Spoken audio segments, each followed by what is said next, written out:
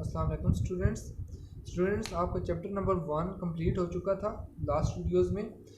आज हम स्टार्ट करने वाले हैं आपके चैप्टर नंबर 1 की एक्सरसाइज।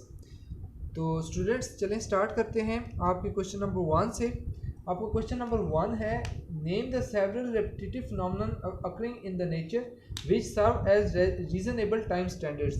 क्वेश्चन नंबर 1 में वो ये पूछता है कि कुछ ऐसे रेपिटेटिव फिनोमेनन के बारे में बताएं जो कि हमारे पास टाइम स्टैंडर्ड के तौर पे यूज़ कर सकते हैं, जो हम टाइम स्टैंडर्ड के तौर पे यूज़ कर सकते हैं।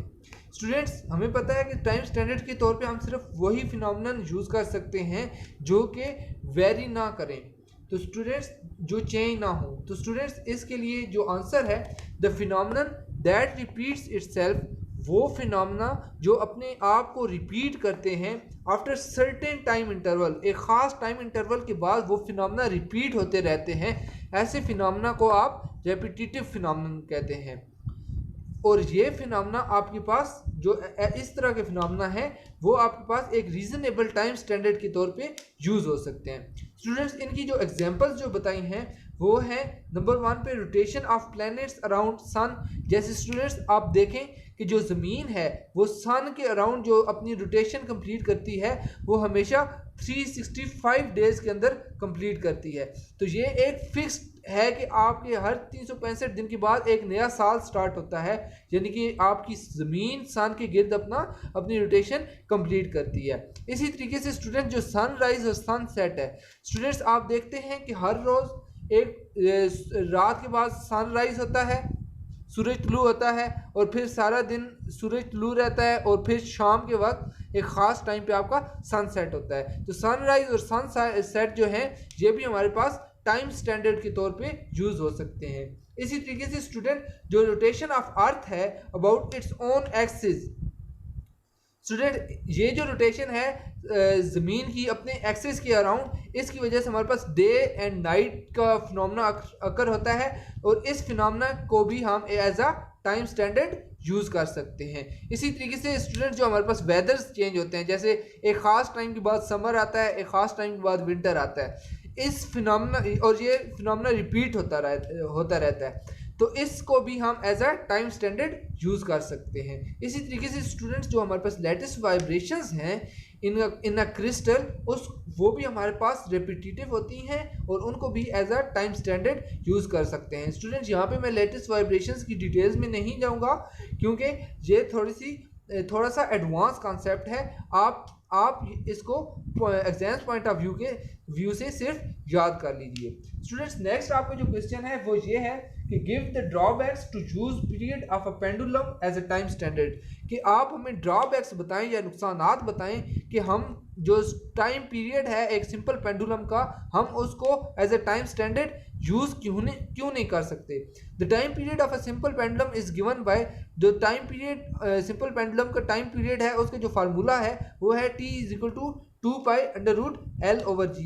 और हम इनको किन रीजंस की वजह से इसको टाइम स्टैंडर्ड के तौर पे नहीं यूज कर सकते, वो ये हैं, जो हमारा टाइम पीरियड है आप देख सकते हैं कि टाइम पीरियड आपका जी के ऊपर डिपेंड कर रहा है। जब जी चेंज होगा तो टाइम पीरियड भी चेंज होगा, और हमें मालूम है स्टूडेंट्स कि जो जी की वैल्यू है वो हाइट के हिसाब से चेंज होती है। डिफरेंट हाइट्स के हिसाब से डिफरेंट हाइट्स पे जी की वैल्यू डिफरेंट होती है, यानी डिफरेंट हाइट्स पे टाइम पीरियड भी सिंपल पेंडुलम का डिफरेंट होगा। और हमें पता है कि किसी भी चीज़ को हम टाइम स्टैंडर्ड उसी वक्त यूज़ कर सकते हैं जब उसकी वैल्यूज़ हमारे पास फिक्स रहें। तो इसलिए हम एक रीज़न तो ये हो गई कि हम इसलिए इसको नहीं यूज़ कर सकते एज अ टाइम स्टैंडर्ड, और दूसरी रीज़न स्टूडेंट्स ये है कि हम देखते हैं कि सिंपल पेंडुलम जब हम उसको एक्सट्रीम पोजीशन पे लेके जाते हैं और छोड़ते हैं तो वो मूव करते करते करते और फिर एक टाइम आता है कि वो स्टॉप हो जाता है। वो क्यों स्टॉप होता है? क्योंकि फ्रिक्शनल फोर्स ऑफ एयर उसको रेजिस्ट करती है, उसको रोकती है। तो ये जो फ्रिक्शनल फोर्स ऑफ एयर और सपोर्ट है ये भी इस टाइम पीरियड को अफेक्ट कर सकती हैं, इसलिए स्टूडेंट्स हम इसको भी as a time standard use नहीं कर सकते। तो ये आपके फर्स्ट 2 क्वेश्चंस थे स्टूडेंट्स। नेक्स्ट क्वेश्चन की तरफ चलते हैं। स्टूडेंट आपका जो थर्ड क्वेश्चन है,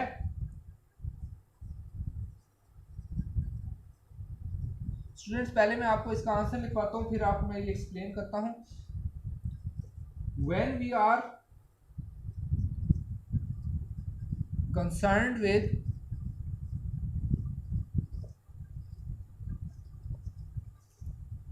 number of particles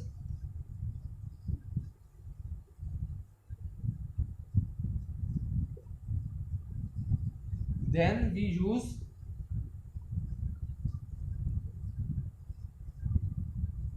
mole as the unit of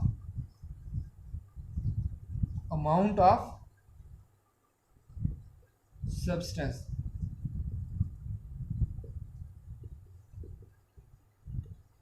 Because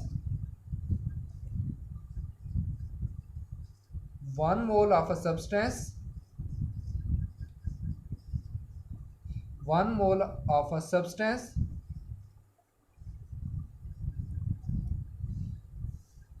contains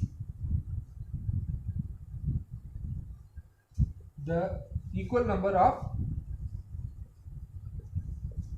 particles.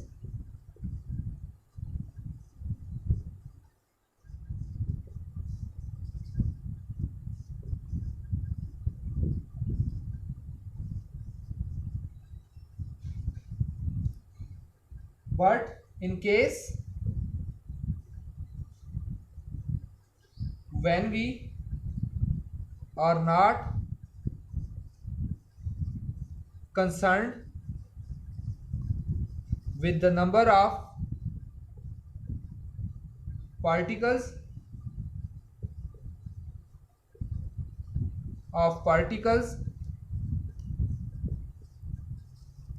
we may use kilogram. Students आपका जो थर्ड क्वेश्चन है वो ये है कि हम दो यूनिट्स अमाउंट ऑफ सब्सटेंस को फाइंड करने के लिए हम दो यूनिट्स यानी किलोग्राम और मोल को क्यों यूज करते हैं, एक यूनिट ही क्यों नहीं यूज करते. तो स्टूडेंट्स इसका आंसर ये है कि when we are concerned with the number of particles, कि जब हमारे लिए नंबर ऑफ पार्टिकल्स इंपॉर्टेंट हो तो उस केस में हम मोल को as a unit of amount of substance के तौर पे यूज करते हैं. क्यों ये यूज करते हैं? क्योंकि हमें पता है कि स्टूडेंट कोई भी सब्सटेंस है उसका जो 1 मोल होगा वो Avogadro's number of particles contain करेगा. फॉर एग्जांपल 1 मोल ऑफ, अगर हम कंसिडर करें 1 मोल ऑफ अमोनिया या सोडियम क्लोराइड हम फॉर एग्जांपल कंसिडर कर लेते हैं, तो इसमें सोडियम क्लोराइड के एवोगैड्रोस नंबर ऑफ पार्टिकल्स होंगे और एवोगैड्रोस नंबर आपको पता है n is equal to 6.02 into 10⁻23 होता है. लेकिन स्टूडेंट्स जब हमारे लिए जो नंबर ऑफ पार्टिकल्स हैं वो इंपॉर्टेंट ना हो तो उस केस में स्टूडेंट्स हम किलोग्राम को as a unit of substance amount of substance के तौर पे यूज कर सकते हैं. तो ये आपका क्वेश्चन नंबर 3 था स्टूडेंट्स. क्वेश्चन नंबर 4 की तरफ मूव करते हैं. स्टूडेंट्स क्वेश्चन नंबर 4 में आपको उसने 4 डिफरेंट स्टूडेंट्स के आंसर्स बताए हैं कि इनमें से कौन सा आंसर करेक्ट है. तो स्टूडेंट्स इसका आंसर लिखें 0.214 इज करेक्ट रिकॉर्ड. और इसकी जो रीजन है स्टूडेंट वो ये है, स्टूडेंट मैं ये आपको एक्सप्लेन करता हूं. The correct record is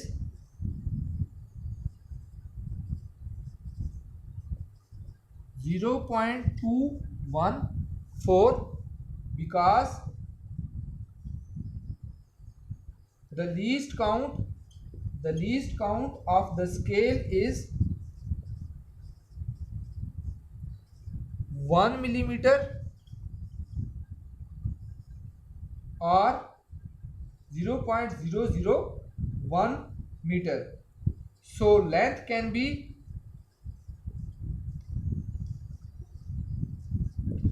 accurately measured up to 3 decimals.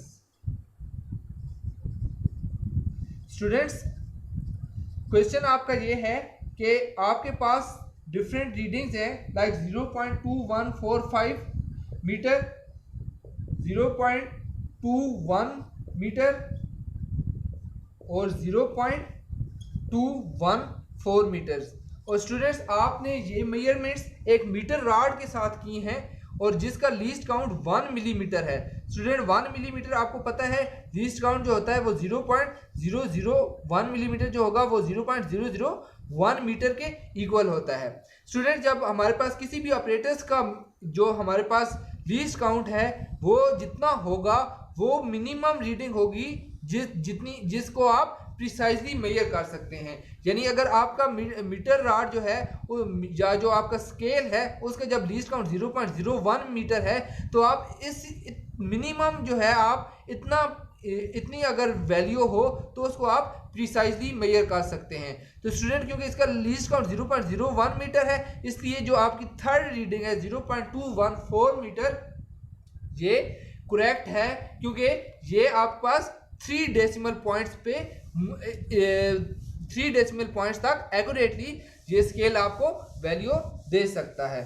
Student जो आपका क्वेश्चन नंबर 5 की तरफ अगर हम मूव करें, नंबर जो 5 है वो एक ओल्ड सेइंग है कि a chain is only as strong as its weakest link. What is analogous statement can you make regarding the experimental data used in computation. कहता है कि एक चेन है, क्वेश्चन को समझिएगा कि एक पुरानी सेइंग है, ओल्ड सेइंग, कि एक चेन है, जंजीर है एक, वो इतनी ही स्ट्रांग हो सकती है जितना उसका जो कमज़ोर तरीन लिंक है वो होगा। यानी उसकी जो मैक्सिमम स्ट्रेंथ है वो इतनी होगी जितना उसकी कमज़ोर तरीन लिंक की स्ट्रेंथ है। तो स्टूडेंट्स इसकी जो एनालॉगस स्टेटमेंट जो हमने लिखी वो ये है, a result of an experimental data is only as much as accurate as its least accurate reading in experiment. ये फॉर एग्जांपल आपके पास डेटा आया, डेटा के अंदर आपके पास मुख्तलिफ readings I, for example 9.8, 7.6, 3.2 and so on, और उसमें जो लीस्ट एक्यूरेट जो आपके पास वैल्यू थी वो थी 3.2। लेट्स सपोज कि वो लीस्ट एक्यूरेट वैल्यू क्या थी, 9.879, 6.7, 7.67 एंड 3.2। तो लीस्ट एक्यूरेट वैल्यू जो थी आपके पास दैट्स वाज 3.2 थी। तो जो आपके पास रिजल्ट की जो एक्सपेरिमेंटल डेटा है वो इतना ही एक्यूरेट हो सकता है, उसका रिजल्ट इतना ही एक्यूरेट हो सकता है जितनी ये लीस्ट एक्यूरेट रीडिंग है इसके अंदर।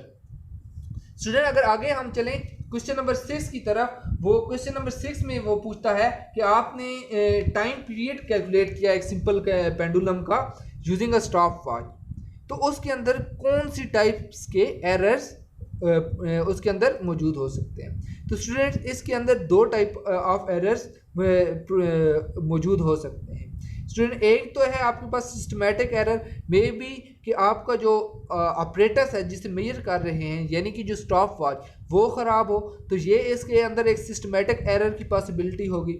इसी तरीके से स्टूडेंट्स उसके अंदर जो दूसरा एरर प्रोड्यूस हो सकता है या जो दूसरा एरर उसके अंदर मौजूद हो सकता है वो है रैंडम एरर।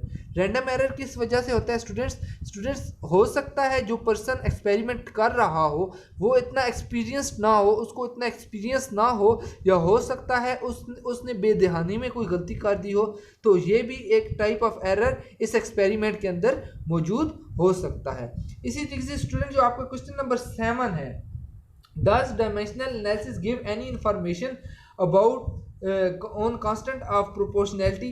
तो स्टूडेंट इस क्वेश्चन में वो ये पूछता है कि डायमेंशनल एनालिसिस के थ्रू क्या आप कांस्टेंट ऑफ प्रोपोर्शनैलिटी के बारे में कोई इंफॉर्मेशन ले सकते हैं। तो स्टूडेंट्स आपने देखा था लास्ट जो आपका मैंने लेक्चर आपको कराया dimensional analysis of physical quantities, उसकी जो मैंने सेकंड एग्जांपल आपको कराई उसके अंदर हमने निकाला था T is equal to constant into under root L by G, और इस कांस्टेंट के बारे में हमें कुछ मालूम नहीं हुआ था।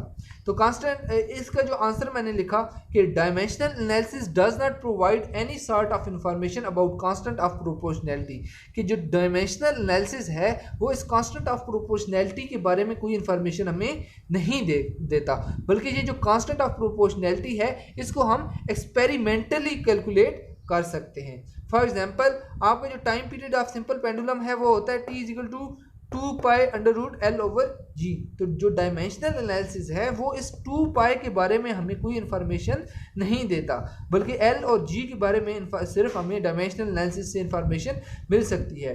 Dimensional analysis provide no information about 2 pi, but dimensional analysis can provide information about dimensions of dimensional constants.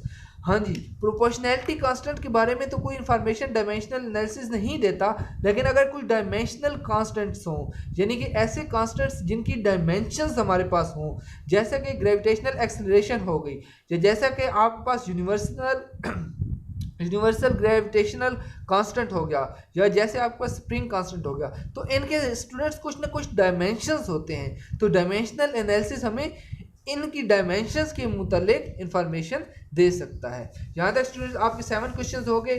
तो नेक्स्ट आपके क्वेश्चन नंबर 8 की तरफ चलते हैं हम।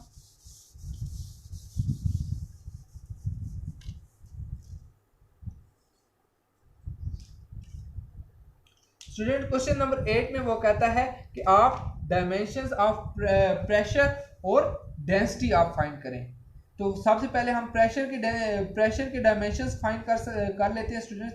प्रेशर का आपको फार्मूला पता है, तो प्रेशर का फार्मूला होता है फोर्स पर यूनिट एरिया। तो स्टूडेंट्स फोर्स के डायमेंशंस हमारे पास क्या होंगे, कैपिटल एफ, और एरिया के डायमेंशंस निकालने हैं हमने। तो स्टूडेंट्स फोर्स की जो हमारे पास डायमेंशंस हैं वो हमने, आप पिछले लेक्चर में अगर देखें तो मैंने उसमें फोर्स के डायमेंशंस कैलकुलेट किए थे, जो कि हमारे पास आ रहे थे mL/T⁻²। इसी तरीके से स्टूडेंट एरिया हमारे पास क्या होता है, एरिया हमारे पास लेंथ इंटू विड्थ होता है। तो स्टूडेंट्स दोनों के डायमेंशंस क्या होंगे, लेंथ के डायमेंशंस होंगे, यानी L इंटू एल के डायमेंशंस होंगे, यानी कि L स्क्वायर के डायमेंशंस होंगे ये हमारे पास। तो स्टूडेंट्स ये दोनों डायमेंशंस एरिया के और फोर्स के डायमेंशंस अगर हम प्रेशर के फार्मूला के अंदर पुट करें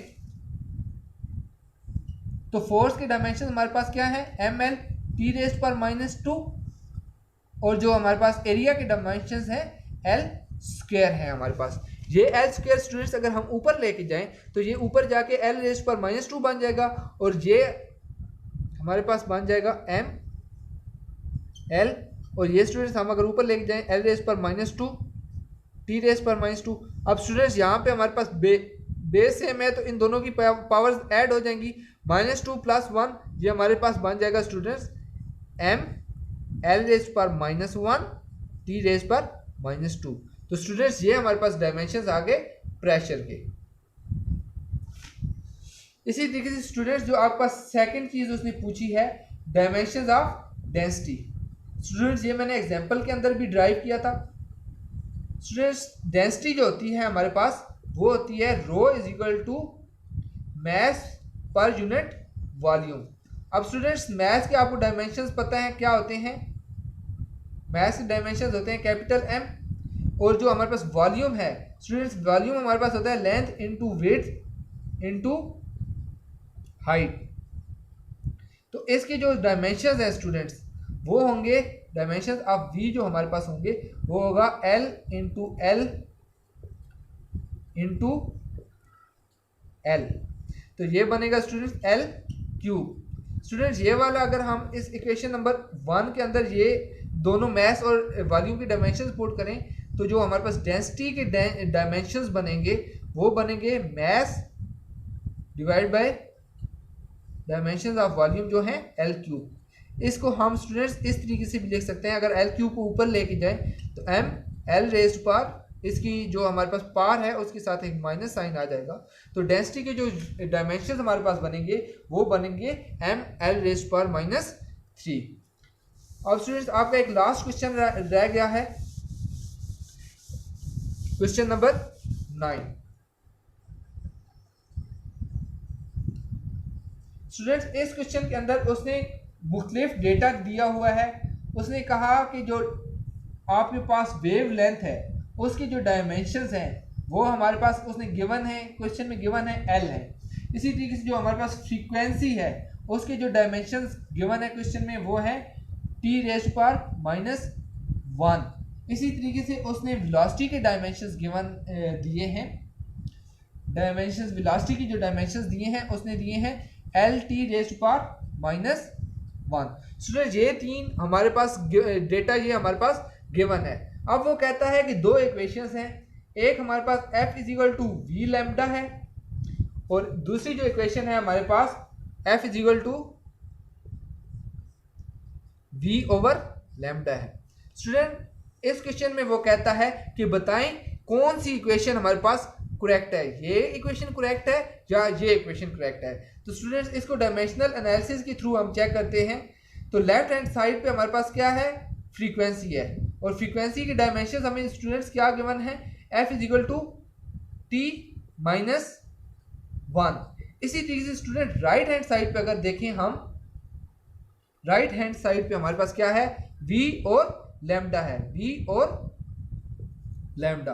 तो v के डायमेंशन हमारे पास स्टूडेंट क्या है, v की डायमेंशन हमें गिवन है lt -1 और जो हमारे पास लैम्डा है उसकी डायमेंशन है हमारे पास l। तो स्टूडेंट अगर ये दोनों चीज़ें हम इस इक्वेशन के अंदर पुट करें, इसको अगर लेट्स सपोज इक्वेशन 1 कह देते हैं, तो डायमेंशंस ऑफ v और डायमेंशंस ऑफ लैम्डा जो हमारे पास हैं इन दोनों को अगर मल्टीप्लाई करें तो हमारे पास बनेगा lt -1, v के डायमेंशंस आ गए और l हमारे पास लैम्डा के डायमेंशन आ गया, तो ये हमारे पास बनेगा l स्क्वायर t -1।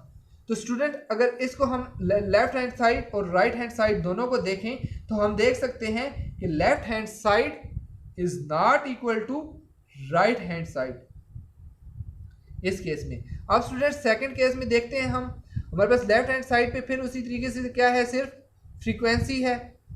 फ्रीक्वेंसी की डायमेंशन हमें गिवन है टी रेज़ पावर -1। इसी तरीके से स्टूडेंट अगर राइट हैंड साइड में इस इक्वेशन में देखें तो हमारे पास क्या है, v ओवर लैम्डा और dimensions of v over lambda अगर हम कैलकुलेट करें dimensions of v over lambda तो ये हमारे पास किस चीज़ की इक्वल होंगे, आप देख सकते हैं डायमेंशंस ऑफ v क्या है, l t रेज़ पावर -1 और डायमेंशन ऑफ लैम्डा क्या है, l। तो स्टूडेंट्स ये l जब ऊपर हमारे पास जाएगा अगर तो हमारे पास क्या बनेगा, l इंटू ये l ऊपर गया तो इसकी पावर के साथ -1 आ गया, l -1 t -1। अब स्टूडेंट्स ये हमारे पास बेस दोनों सेम है तो इनकी जब अगर हम पावर्स को ऐड करें या अगर हम सिंपल वर्ड्स में कहें तो ये l और ये l आपस में कट हो जाएगा, तो आपके पास सिर्फ पीछे क्या रहेगा, t रेज़ पावर -1। अब स्टूडेंट अगर देखें आप तो लेफ्ट हैंड साइड और राइट हैंड साइड दोनों इक्वल है हमारे पास। इस केस में left hand side is equal to right hand side, left hand side is equal to right hand side. So equation 2 is correct. तो हमने स्टूडेंट्स क्या देखा, इक्वेशन 2 इज करेक्ट कि हमने डायमेंशनल एनालिसिस के थ्रू इक्वेशंस की correctness check की। हमने डायमेंशनल एनालिसिस ने हमें क्या बताया कि आपके पास जो equation f is equal to v over lambda है ये हमारे पास करेक्ट है और f is equal to v lambda जो है ये हमारे पास गलत इक्वेशन है। तो यहाँ तक स्टूडेंट आपका ये लेक्चर कंप्लीट हुआ, यहाँ तक आपकी सारी एक्सरसाइज कंप्लीट हुई। नेक्स्ट एक्सरसाइज में नेक्स्ट वीडियो में हम स्टूडेंट्स आपके न्यूमेरिकल्स करेंगे। तो यहाँ तक अगर आपको कोई भी प्रॉब्लम हो, कोई भी इशू हो तो आप कमेंट्स में पूछ सकते हैं। नेक्स्ट वीडियो तक के लिए अल्लाह हाफिज़।